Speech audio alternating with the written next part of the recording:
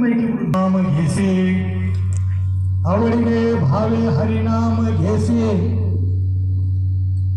तात्यासी सर्व आहे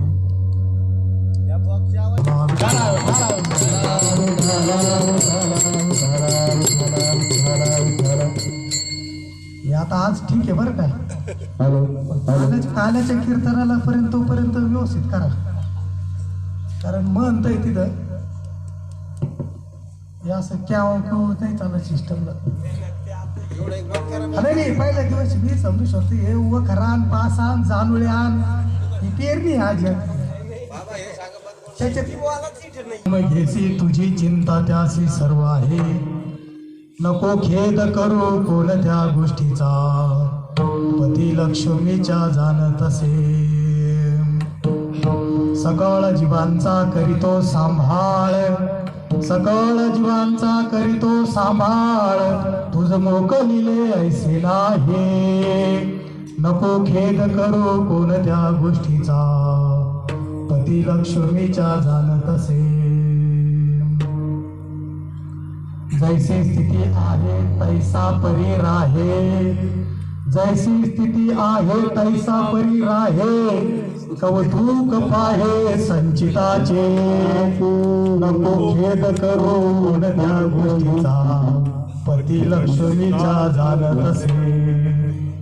एका जनार्दनी भोग प्रारब्धाचा हरी कृपे त्याचा नाश झाला.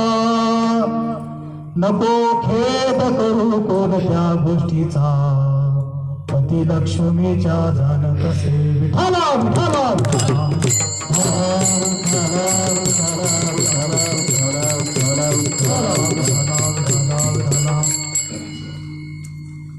वक्रतुंड महाकाय सूर्यकोटि संप्रभ निर्विघ्नं कुरु देवं सर्वकार्येषु सर्वदा. सर्वमंगल्य मांगल्य शिवे सर्वार्थ साधिके शरण्ये त्र्यंबके गौरी नारायणा नमस्तुते. एकदम काय टिप्पी सारखा ध्यानमूलं गुरुर्मूर्तिं पूजामूलं गुरुर्पद्मं मंत्रमूलं गुरुर्वाक्यं मोक्षमूलं गुरुर्कृपा. गंगाण शुद्धमनितपादस्पर्शं सर्ववेष्टितं चुंबितं पुण्यस्थानं सरालेसितं समाधिस्थमूर्तिं नमामि गंगागिर्योगिराजं. तपोज्ञान वैराग्य भक्ति स्वरूपं सदालंकृतं साधु संन्यास योगं. मुखेस्य वेदांत शास्त्रार्थ निधे नमो नारायण ब्रह्म स्वरूपम्. सुचेशील समुदक्ष सप्रतापि जितेन्द्रियं तं नारायणं वन्दें सच्चिदानन्दं विग्रहम्. मनोजवं मारुततुल्यवेगं जितेन्द्रियं बुद्धिमतां वरिष्ठं वातात्मनरहितमुख्यं श्रीरामदूतं शरणं प्रपद्ये. महायोगपीठे तटे भीमरत्नं वरं पुण्डरीकाय दातुं मुनीन्द्रेण समागत्य तिष्ठन्तमानन्दकन्दं परब्रह्मलिङ्गं भजे पाण्डुरङ्गम्.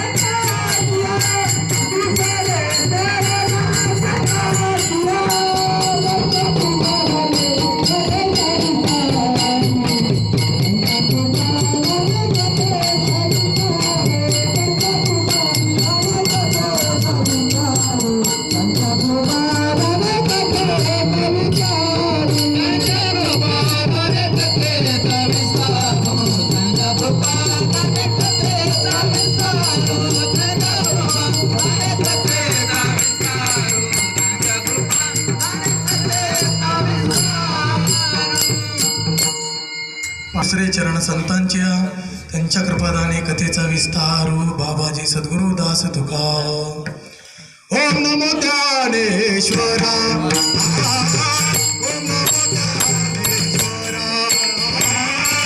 ओम नमो ज्ञानेश्वरा. करुणा करा.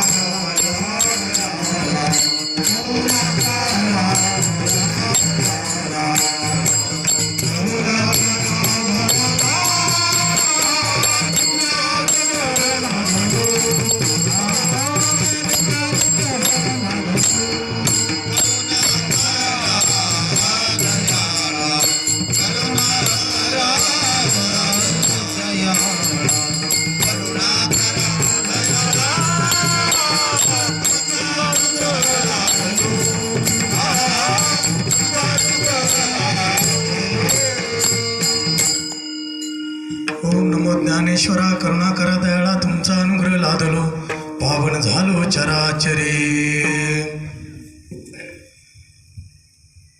नमो सद्गुरु तुकया ज्ञानदीपा. नमो सद्गुरु सच्चिदानंद रूपा. नमो सद्गुरु भक्त कल्याण मूर्ती. नमो सद्गुरु भास्करा पूर्ण कीर्ती. सेवेला की सेवक झालो तुमच्या लागलो निज चरणा. अवतारी तुझ्या देवा.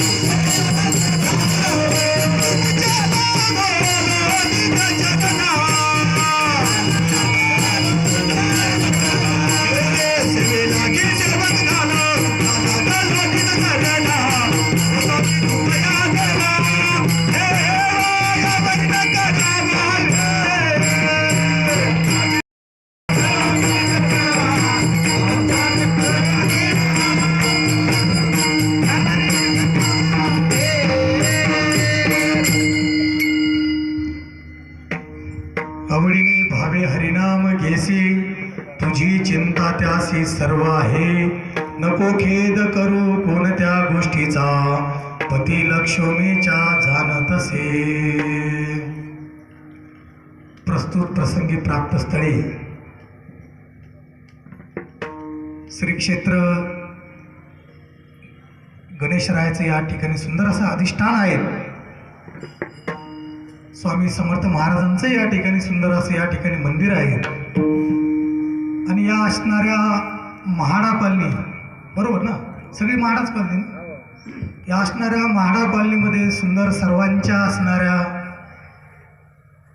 अथक परिश्रमातून आर्थिक मदतीतून हा असणारा अखंड हरिनाम सप्ताह वर्षे 13वे आणि त्या असणाऱ्या या अखंड हरिनाम सप्ताहामध्ये पहिल्या दिवसाची कीर्तन पुष्पे सेवा हरिभक्त परम श्रद्धेय परम पूजनीय संजयजी महाराज जगताप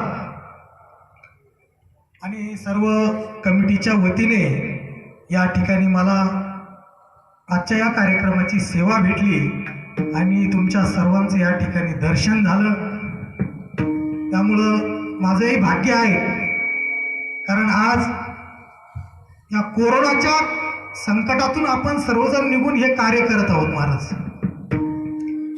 आणि हे कार्य करणं गरज आहे का? कारण जर अजून वर्ष 2 वर्ष लांबलं असतं तर हे सप्ते सुद्धा माणसाच्या ध्यानातून गेले असते महाराज. आता भरपूर लहान पोरांचे काही जे शाळा ध्यानातून गेल्या महाराज. नर्सरी KG झाले 8-10 महिने झाले त्यांच्या शाळा ध्यानातून गेल्या महाराज.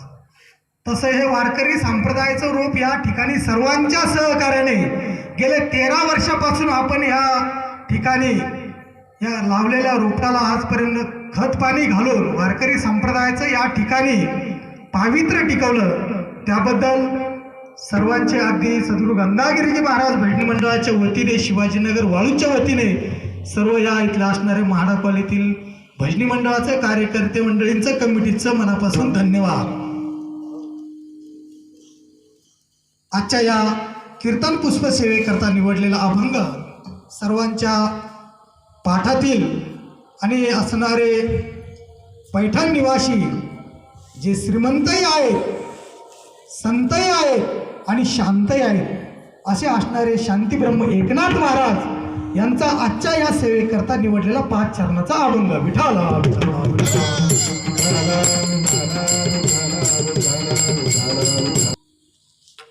लगेच बाबा काढून द्यायचा का काय ते काही काम या बुक कंडी का बाबा, थांबा थोडस, आता शिक लागले सुतापाती, आता इथंच आहे, काही अडचण नाही. असो. आणि नाथ बाबा आपलं खरंच भाग्य आहे का आपण नाथांच्या असणाऱ्या पदस्पर्शाने झालेल्या भूमीमध्ये आपण आज कार्यरत आहोत महाराज. आणि असणारे सद्गुरू नारायणगिरीजी बाबा यांच्या सुद्धा कृपा आशीर्वादाने आणि पदस्पर्शाने झालेली ही भूमी महाराज. या परिसरामध्ये वारकरी संप्रदायाचा झेंडा जर या मराठवाडा, पश्चिम महाराष्ट्र सर्व असणाऱ्या या पंचक्रोशीत जर खऱ्या अर्थाने आज उभा राहिला असेल तरी नाथांची कृपा आहे आणि इकडं असणारी भेटाची कृपा आहे. म्हणून आपल्याला हे खरं भाग्य आहे आपलं की आपल्या ह्या असणाऱ्या जीवनामध्ये हा परमार्थ या ठिकाणी घडतो. परमार्थ म्हणजे काय? परम म्हणजे श्रेष्ठ आणि धन म्हणजे अर्थ म्हणजे धन, जे याच्यामध्ये आहे ते. नाथबाबा सर्वांना सांगतात की खऱ्या अर्थाने तुम्हाला जर खऱ्या अर्थाने सुखी समाधानी व्हायचं असेल तर भगवंताचं चिंतन तुम्ही आवडीने केलं पाहिजे. नाथबाबा म्हणले का सवडीने भावे हरिनाम घेशी? नाही, आवडीने भावे हरिनाम घेशी. आणि जर ज्या असणाऱ्या साधकाने, ज्या असणाऱ्या या भक्तजनाने जर आवडीनं भगवंताचं नामस्मरण चिंतन केलं तर त्याला कुठली चिंता करायचं काम नाही महाराज. आणि जर त्याला नाथबाबा म्हणतात की त्याने खऱ्या अर्थाने भक्ती केली, अंतकरणातून पूजा अर्चा साधना केली, त्याला कुठली चिंता राहणार नाही. आणि चिंता जर नसली तर कुठल्याच गोष्टीचं त्याला दुःख मानायची गरज नाही महाराज. कारण तो असणारा सांभाळ करणारा पती लक्ष्मीचा हा सर्व असणाऱ्या फार सूक्ष्म जीवजंतूपासून तर असणाऱ्या जिरापापर्यंत असणाऱ्या मोठ्या जीवापर्यंत सांभाळ करण्याची शक्ती त्या भगवंतामध्ये महाराज. आणि सकळ जीवांचं म्हणजे असणाऱ्या या पृथ्वीतलावरती जे काही जीवजंतू आहेत, या समुदायामध्ये जेवढे काही प्राणी आहेत, पशु आहेत, सगळ्यांचा संहार करायची क्षमता त्या असणाऱ्या भगवंतामध्ये. तो कोणलाही त्या ठिकाणी कोणत्याही गोष्टीपासून वंचित ठेवणार नाही. किंवा ज्या वेळेस तो भगवंताचं नामचिंतन आवडीनं करेल तेव्हा. आणि ज्या वेळेस एकदा जर माणसाला साधना प्राप्त झाली ना महाराज, सत्संगाची असू कुठली असू, तर तो कोणत्याही स्थितीला त्या ठिकाणी समाधान मारण्याचा प्रयत्न करतो महाराज. कारण तो त्या ठिकाणी आपलं असणारं कोणतंही कार्य असताना त्याला दुःख त्या ठिकाणी येणार आहे, परंतु त्याला त्या ठिकाणी जर समाधान प्राप्त केलं, समाधान मानलं, तर ते दुःख क्षणात त्या ठिकाणून जातं. आणि जीवनामध्ये माणसाच्या प्रत्येकाच्या जीवनामध्ये जे लिखित आहे ते होणारच महाराज. त्याला कोणी देव सुद्धा त्या ठिकाणी काही करू शकणार नाही. कारण जो जन्माला आला ना, ज्याची पाची बारी झाली ना, त्याचा शेवट आणतोय महाराज. म्हणून महाराज शेवट सांगतात की ज्याचा म्हणजे एका जनार्दनी भोग प्रारब्धाचा, ज्याच्या प्रारब्धात आहे ते त्याला भेटणार आहे. आणि त्याला भेटणार आहे, नाही भेटलं तरी काही त्यानं त्या ठिकाणी दुःख मानून घ्यायचं नाही. आणि भेटलं तरी त्याचा जास्त उद्रेक करायचा नाही. आणि त्यामुळं काय होईल, त्याच्या हातूनचे हरीची प्राप्तीमुळं, हरीच्या नामस्मरणामुळे असणारे त्याचं त्या ठिकाणी संकट निवारण्याची त्याला यथाशक्ती त्या ठिकाणी पावर त्या ठिकाणी निर्माण होती. आणि म्हणून महाराज म्हणतात, तर असं जर त्या भक्तांनी जर आवडीनं भजन पूजन केलं तर तो असणारा माझा भगवान पांडुरंग परमात्मा त्या असणाऱ्या भक्ताला कुठल्याच गोष्टीचा खेद करण्याची त्या ठिकाणी तयारी ठेवत नाही. हेच सरळ सरळ अभंगातून महाराज सांगतात. विठाला विठाला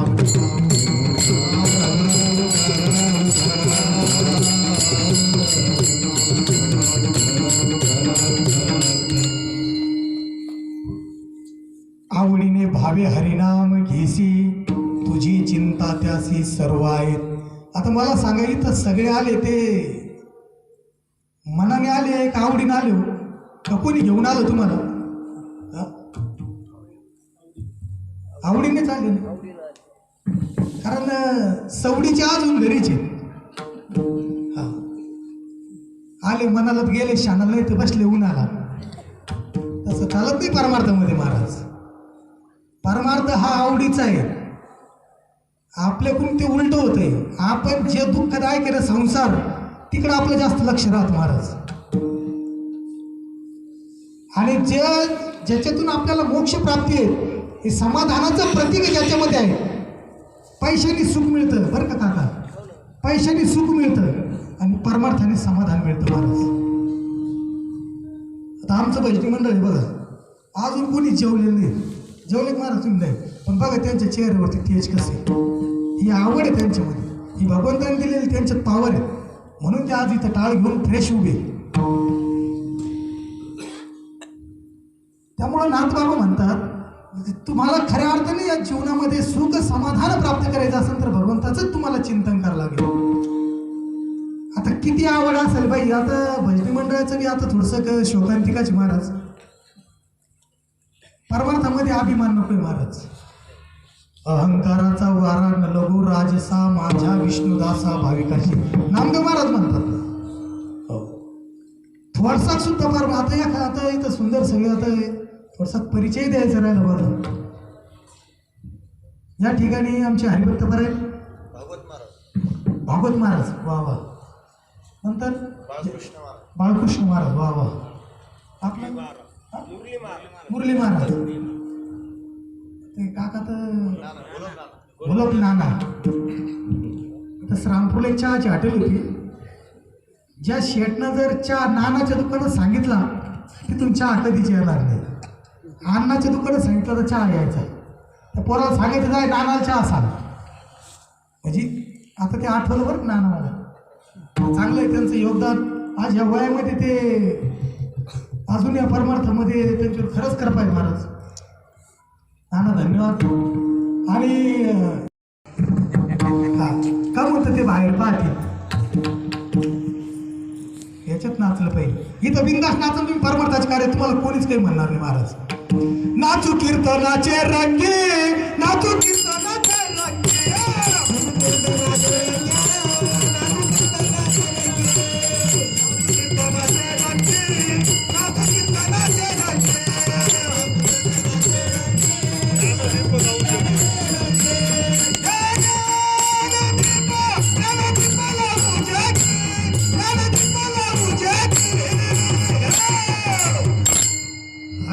कीर्तनाचे रंग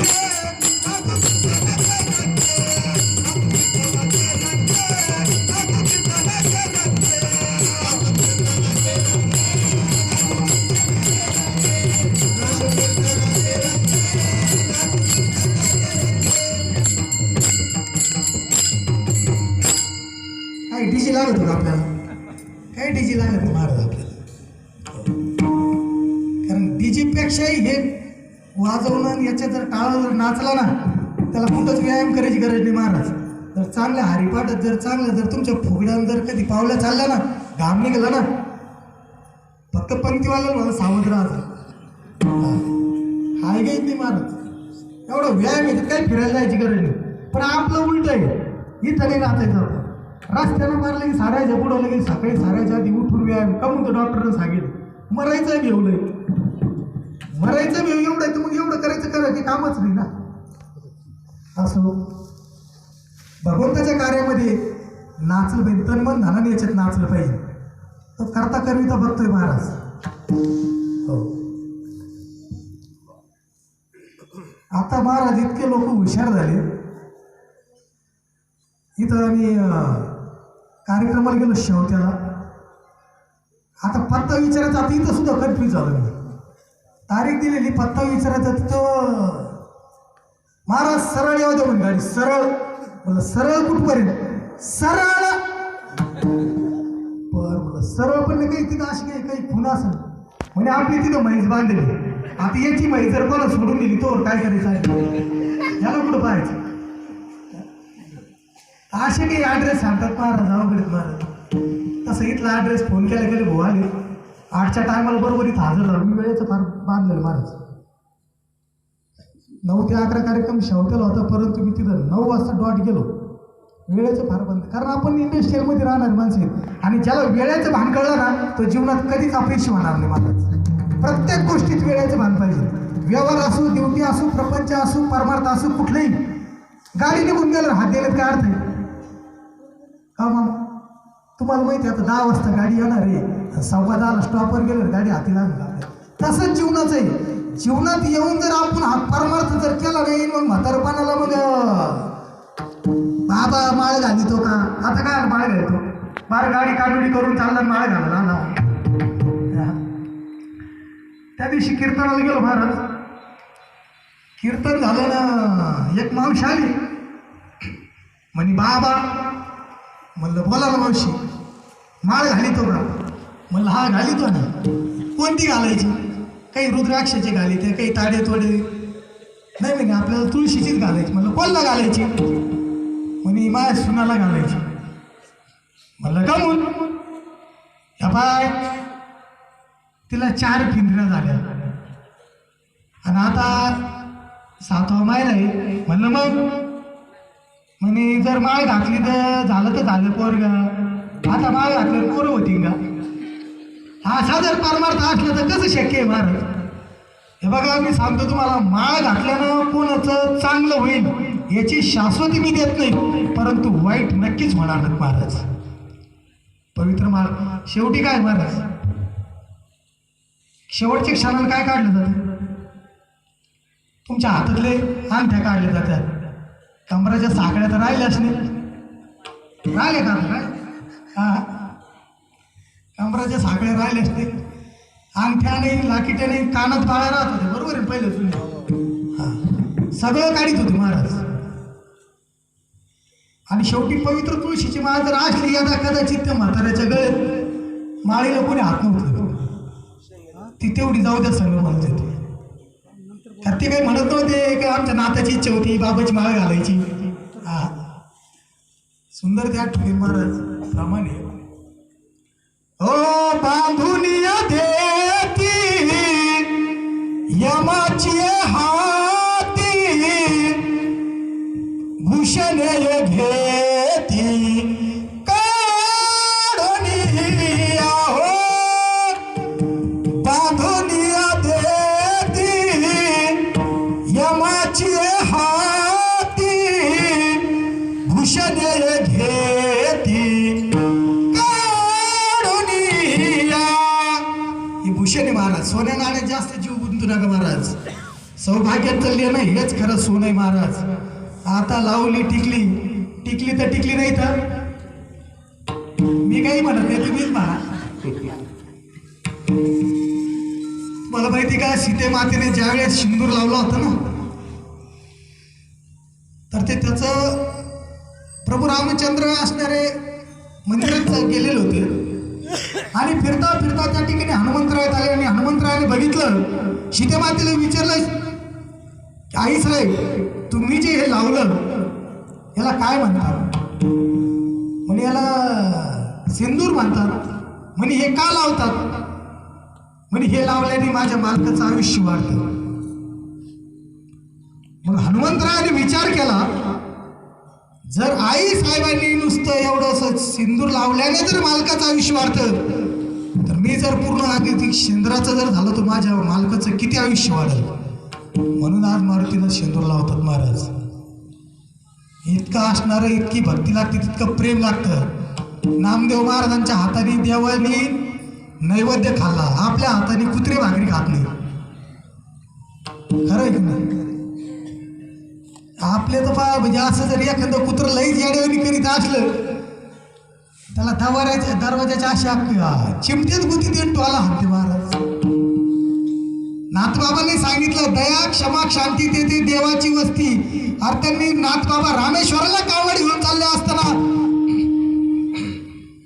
भर उन्हाळ्याच्या दिवसामध्ये त्या गाढवाला त्या ठिकाणी रामेश्वराला पाणी घेऊन चाललेलं असताना ती कावड त्या गाढवाच्या तोंडामध्ये ओतली.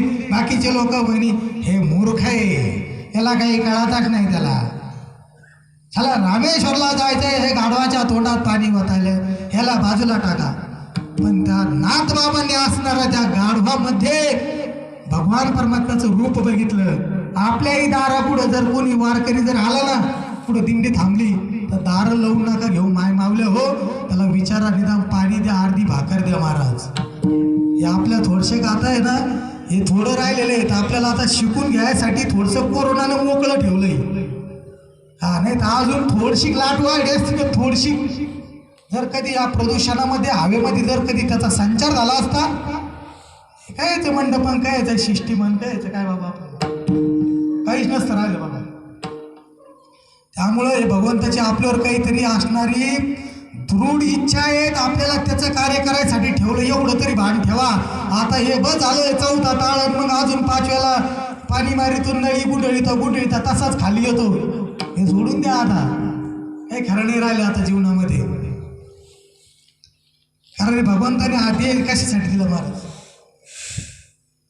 देवे दिला देव भजन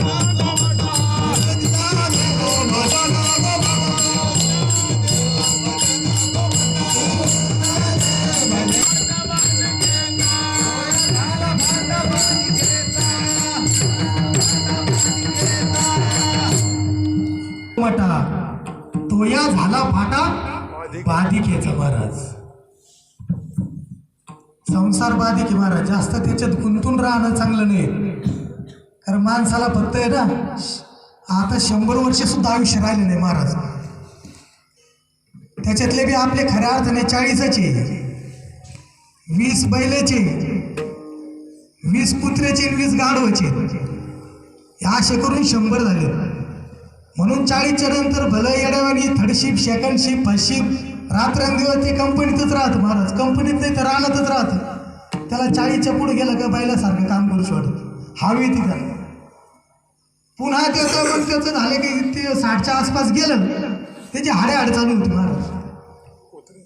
वायरा तिकडं इथंच खोकाता, इथंच थोकाता गेले. त्याला 40-50 वर्ष ड्युटी केली, शेवटी काय झालं? काहीच नाही. 58 वर्ष सर्व्हिस झाली, रिटायर झाला. 59 वर्षी कुदळ टाकली, प्लॉट घेतला इकडे शिडको, बांधकाम केलं. 60 वर्षी सगळं कलर बिलर केली. 61 वर्षी वास्तू शांती आणि 62 वर्षी फोटो लागला. वर नाव दिलं बाबांची कृपा. बाबाची नेतच गेले, कायची कृपा. त्यामुळे जीवनातलं जास्त वसवस करू नका. भगवंतांनी 2 टायमाचं जरी खायला दिलं भरपूर झालं. पुढच्या पिढीसाठी आपण कितीही करून ठेवलं आणि त्यांनी नाही टिकवलं तर काय करतं माणूस?